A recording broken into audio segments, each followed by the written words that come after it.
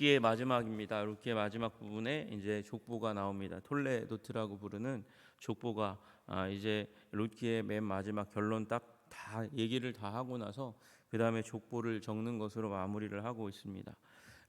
이 창세기로부터 시작해서 우리 잘 알고 있는 마태복음까지 그리고 누가복음에도 이 족보가 계속해서 나옵니다. 족보는 그만큼 이스라엘에서 굉장히 중요한 역할을 감당합니다.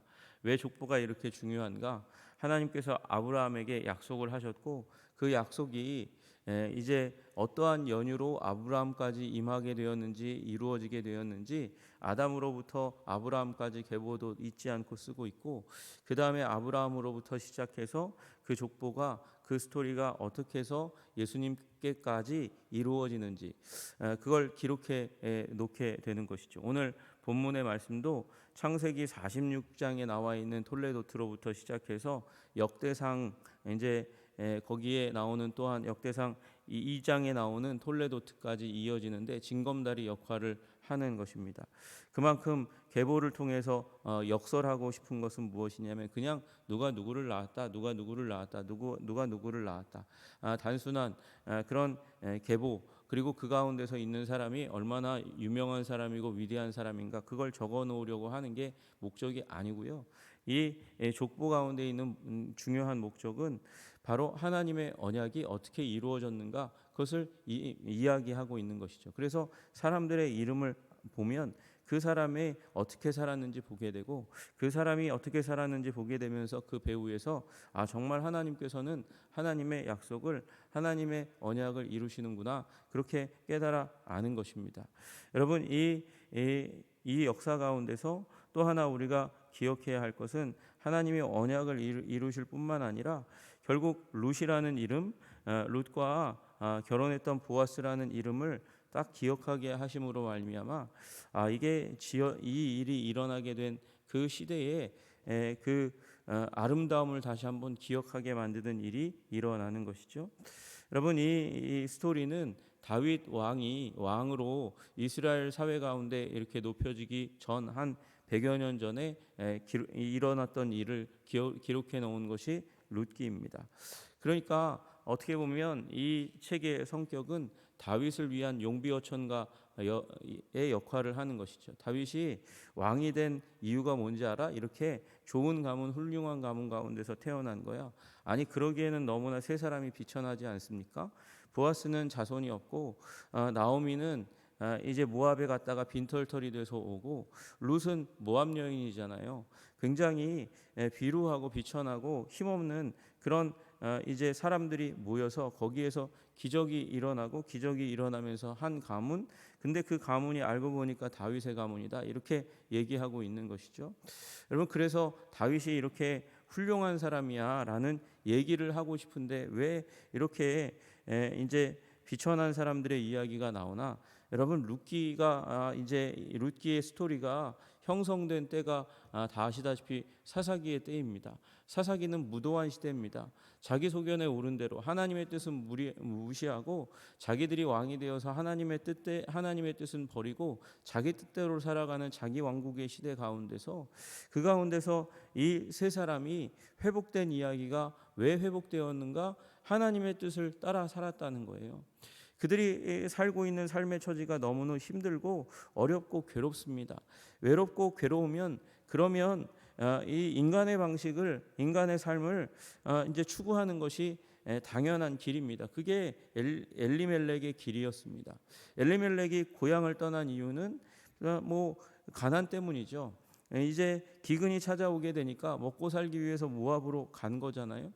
그렇게 자기 소견에 오른 대로 행동하면 죽는데 그러나 그 죽음의 땅 가운데 돌아왔던 나오미와 룻 그들을 통해서 이 사사시대 비정한 시대에 하나님의 뜻으로 멀어진 자기 왕국의 시대 가운데서도 이제 기적의 스토리가 만들어지는 순전함이 아름다운 이야기가 일어나게 된다. 누구를 통해서?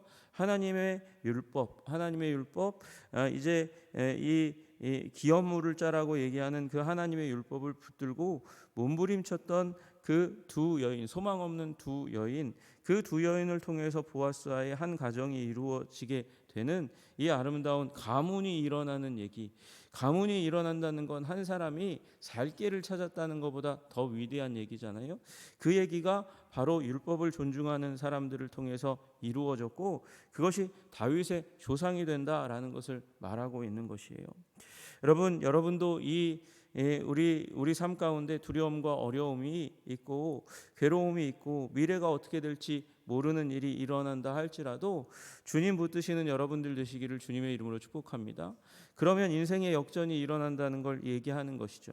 우리 인생의 역전이 이루어지는 것보다 더 위대한 하나님의 사명이 이루어지는 일이 일어난다는 것을 이야기하는 것입니다.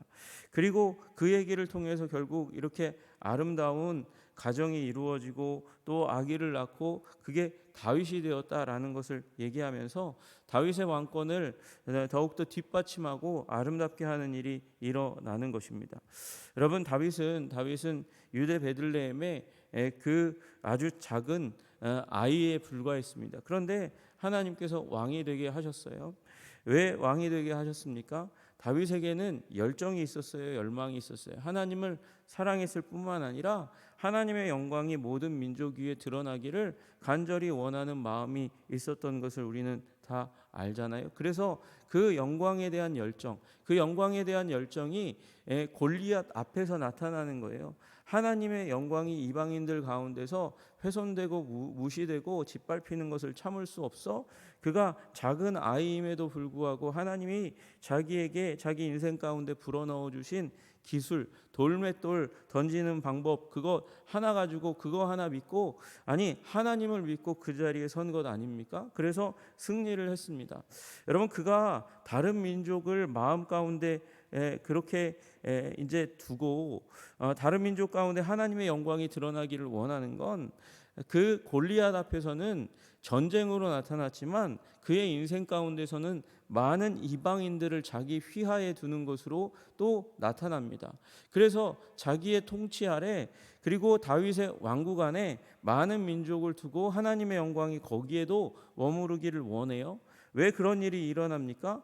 그의 이 족보 가운데서 그 힌트를 찾을 수 있는 거잖아요. 보아스의 아내인 룻이 이방인이었고 여기 이 계보가 베레스로부터 시작합니다. 베레스가 누구에게서 낳은 유다에게서 낳은 유다가 다말에게서 낳은 다말도 이방 여인이잖아요. 그러니까 이방 여인을 통해서 하나님께서 일으키신 이 다윗의 가족을 다윗의 계보를 보면서 왕국을 보면서 다윗이 그렇게 이방인들을 마음 가운데 염두에 두고 또 이방인보다 더 큰 이방인 가운데 영광을 드러내실 하나님을 염두에 둔 것은 우연이 아니라 이런 가족적인 배경이 있다는 것을 이야기하는 것입니다. 여러분, 그러므로 우리 하나님이 사랑하시는 열방을 바라보실 수 있는 그런 그 열방을 이 족보 가운데 담은 가정을 사용하시는 것처럼 우리 가정도 하나님이 사용하시도록 열방을 바라보시는 여러분들 되시기를 주님의 이름으로 축복합니다. 여러분, 넓은 것을 바라봐야 돼요. 우리가 하나님만큼 성장해야 됩니다. 물론 하나님만큼 성장할 수 없지만 하나님이 열방을 품고 계시면 우리도 열방을 품을 수 있는 은혜의 사람이 되어야 하는 것이죠. 또 어떤 사람들은 이 룻기가 쓰여진 게 이 포로기에서 돌아왔을 때 그때 쓰여진 것일 것입니다. 그렇게 이야기합니다. 포로기에서 돌아와서 왜 이 책을 쓸 필요가 있을까요? 포로기의 또 하나의 경향 중에 하나는 이스라엘의 순혈주의였어요. 그래서 이제 이 에스라를 비롯한 이스라엘의 지도자들이 이방 여인과 결혼하여 부패한 삶 가운데 살아가고 있는 이스라엘 백성들을 이제 유다 백성들을 깨우쳐서 이혼시키고 이방 여인들과의 결혼을 무효화시키고 쫓아내려는 그런 일들이 굉장히 많이 일어났습니다. 근데 그 가운데서 이제 생각 있는 사람들은 그게 너무한 것 아닌가라는 생각을 한 사람들이 있어요. 그래서 룻기를 쓰고 부각시켰다는 그런 해석이 있습니다. 그게 왜 그렇습니까? 이 이스라엘 민족이 너희들이 생각하는 것만큼 그렇게 순혈로 이루어진 민족이 아니라는 것을 강조하는 것이죠.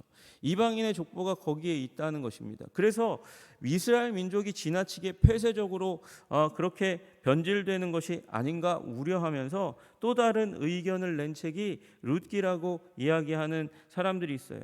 여러분, 그렇게 이 포로기에 룻기가 저작되었다고 얘기하는 설을 얘기하는 사람의 얘기를 빌리지 않더라도 이 얘기는 이스라엘 가운데 이방인들의 존재와 그리고 이스라엘 백성에게 돌아올 수 있는 가능성과 그 일로 말미암아 하나님께서 영광 받으신 일을 계속해서 이스라엘 민족 가운데 이제 듣게 하고, 그리고 이스라엘 민족이 전통으로 나중에는 오순절날 이 룻기를 계속해서 매번 낭독하게 되는, 회당에서 낭독하게 되는 그런 결과를 낳게 되었습니다.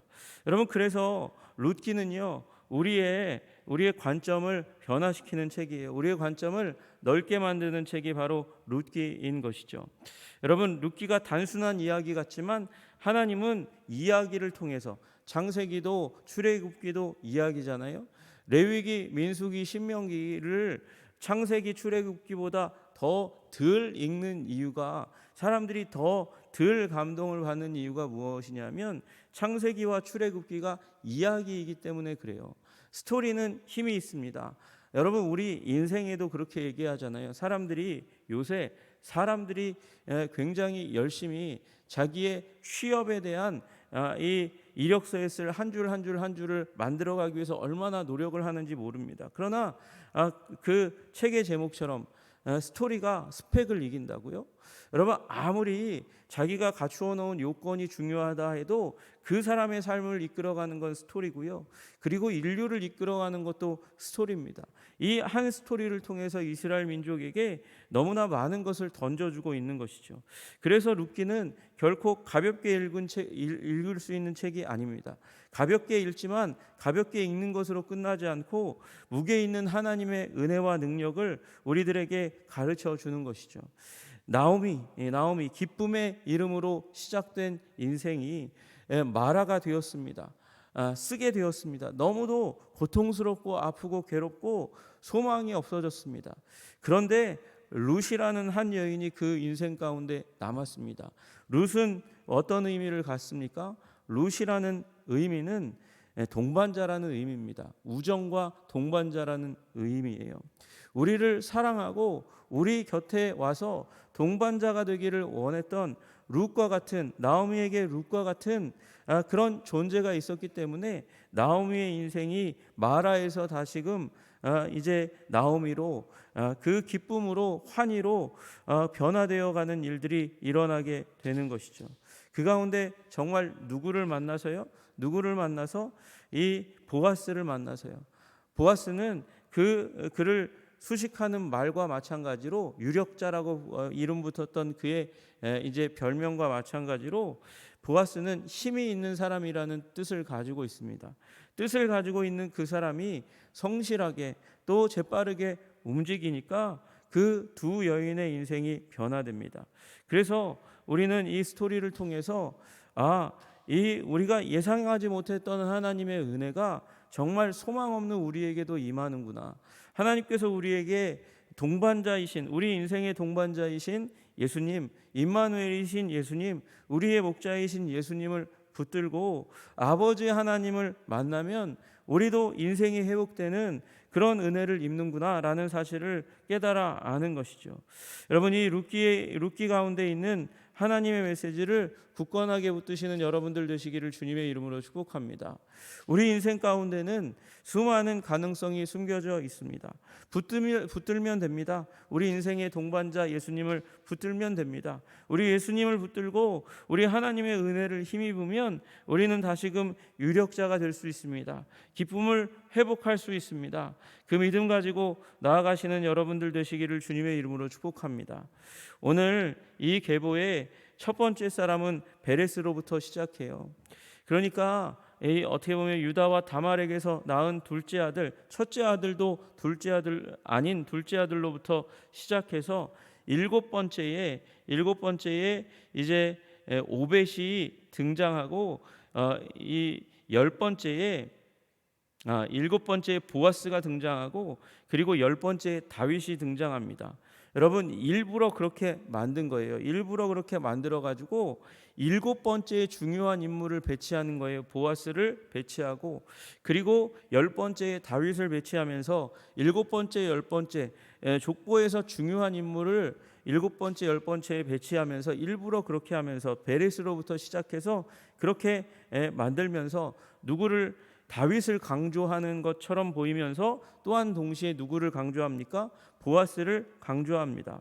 여기 들어갈 사람은 원래 이제 보아스가 아닙니다. 말론의 이름이 들어가야 됩니다. 그러나 여러분 말론이 오벳의 아버지이고 이새의 할아버지인 보아스가 거기에 들어가는 거예요. 왜 그렇습니까? 헌신자를 기리는 거예요. 헌신한 사람, 그리고 그 가정에 실질적인 변화를 만들어낸 사람의 이름을 기록하고 있는 것입니다. 원래 여기 보아스의 이름 가운데 누구의 이름이 들어가야 됩니까?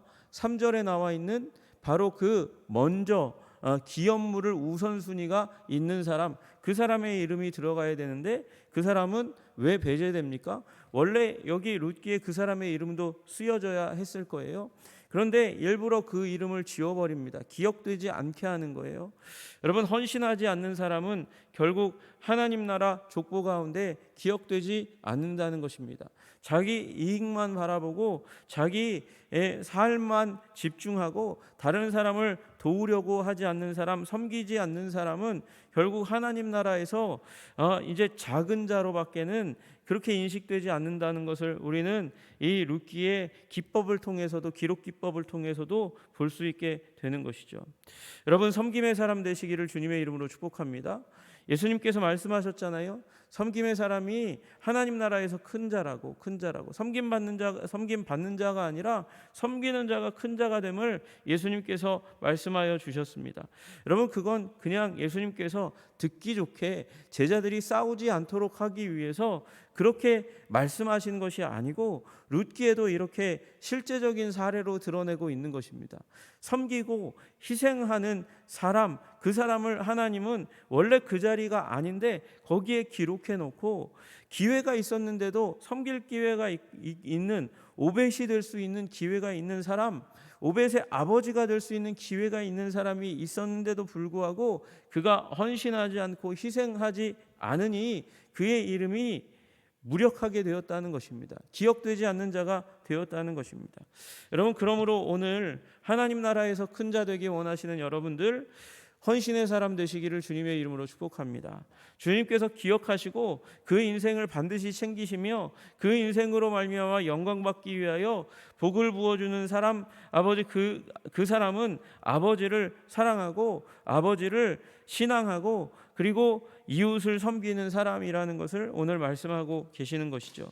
오늘 이 룻기의 이 결론 가운데서 우리 하나님의 섭리를, 우리 하나님의 은혜를 기억하시면서 우리 주님 앞에서 헌신의 사람으로 우리 주님과 동반하며 인생의 굴곡짐을, 아픔을, 한숨을, 괴로움을 돌파하기 원하시는 우리 한성의 백성들 다 되시기를 원합니다. 그리고 열매 맺는 여러분들 되시기를 주님의 이름으로 축복합니다. 기도하겠습니다. 하나님 아버지 감사하고 감사합니다. 우리 이 룻기의 결론 가운데서 하나님 이게 단순히 그냥 한 시대에만 적용되는 말씀이 아니고 수많은 시대에 적용되었던 말씀임을 우리는 깨닫습니다. 하나님 이 스토리는 사사기에 수많은 사람들에게 소망이 되었고 그리고 다윗 왕의 정치가 그 아름답고 위대한 정치가 어떻게 그렇게 펼쳐질 수 있게 되었는지를 설명하고 있고 또한 한 시대 너무도 극단주의 가운데로 치닫는 그 가운데서 민족에게 열방을 하나님의 마음을 이해하게 하는 책이 되었던 것을 기억합니다. 주님 우리의 인생도 단순하지만 주님 우리 나오미처럼 예수 그리스도와 친구 되신 우리 주님과 동행하면서 하나님의 복을 받고 아버지 하나님의 은혜를 누리면서 또한 많은 사람들에게 하나님 영향력을 줄 수 있는 귀감이 될 수 있는 변화의 동인이 될 수 있는 그런 하나님 삶이 될 수 있도록 우리를 붙들어 주시고 인도하여 주시옵소서. 우리를 그렇게 인도하시는 우리 주 예수 그리스도 이름 받들어 기도드리옵나이다. 아멘.